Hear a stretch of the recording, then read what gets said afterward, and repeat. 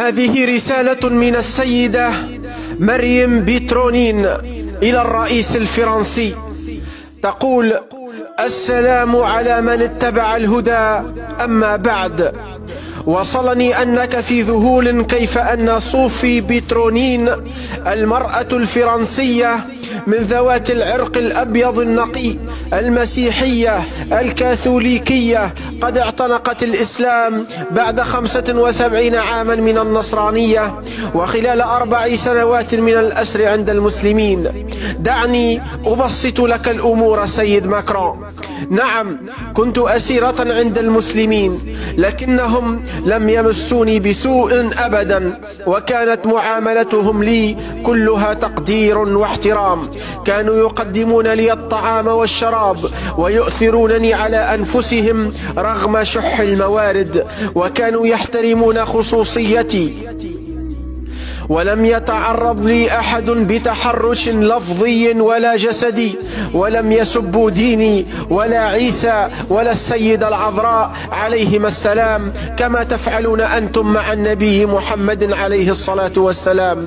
لم يفرضوا علي الإسلام، لكنني رأيته في أخلاقهم. أناس يتطهرون بالماء ويصلون للرب الصلوات ال5 ويصومون شهر رمضان. سيد ماكرون، المسلمون في مالي فقراء نعم، وبلادهم فقيرة، ولا يوجد فيها برج إيفل، ولا يعرفون عطورنا الفرنسية، لكنهم الأنظف أبدانا والأطهر قلوبا في العالم. نعم، هم لا يملكون السيارات الفارهة ولا يقطنون الأبراج العالية، لكن همهم فوق السحاب، وعقيدتهم أرسخ من الجبال. سيد ماكرون، هل سمعت تلاوة القرآن في حياتك؟ هم يتلون القرآن في صلاتهم فجرا وليلا، ما أجملها من قراءة، حتى لو لم تفهم ما يرتلون فيرتعد جسمك ويقشعر بدنك وأنت تستمع لهم وهم يرتلون كلام الله، فهم يحفظونه عن ظهر قلب.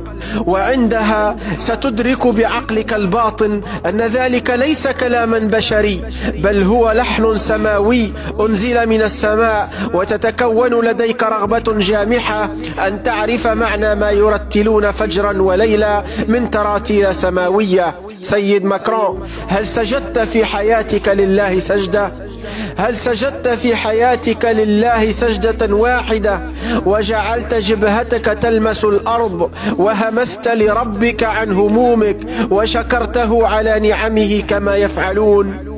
هل أحسست يوما بقرب الله منك وقربك منه؟ سيد ماكرون، نساؤهم بشرتهن سوداء كالفحم، لكن قلوبهم بيضاء كالحليب.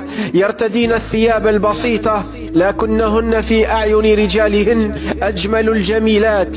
لا يختلطن بالرجال الأجانب ولا يختلين بهم، ولا تدخل إحداهن رجلا بيتها في غياب زوجها. لا يشربن الخمور ولا يلعبن القمار ولا يزنين. سيد ماكرون، المسلمون هناك يؤمنون بكل الأنبياء، حتى نبي الله عيسى الذي يحبونه أكثر منا، وأمه مريم التي أسميت نفسي على اسمها من كثرة حبهم وتعظيمهم لها ولمكانتها لديهم. سيد ماكرون، ربما تسألني كيف يحبون المسيح أكثر منا، فأجيبك: نعم، هم يحبون السيد المسيح أكثر منا، لأن بلادنا سفكت دماء الأبرياء باسم المسيح، استحلت بلادهم، نهبت ثرواتهم، فنحن ننعم بخيرات بلاد المسلمين، وننتزع الجزية من حكامهم بطرق شتى، وننشر الفتن بينهم، ثم نبيعهم الأسلحة ليقتلوا بعضهم البعض، لكننا لا زلنا نعتبرهم إرهابيون، ولكن الحقيقة هو أننا نحن الإرهابيون لهم. وقد تعاملوا معي ومع غيري من الرهائن بأخلاق المسيح التي كنا نتعلمها في الكنائس، لكننا لا نطبقها على أرض الواقع. سيد ماكرون، ختاما، لم أشأ أن أعلن عن إسلامي في مالي حتى لا يقال أنني أسلمت تحت حد السيف، وقررت أن أعلن إسلامي وأنا حرة على أرض فرنسا لأبلغ رسالة الإسلام إلى ملايين الفرنسيين وإلى أوروبا بقسميها المسيحية والملحدة. هذا هو دين الإسلام.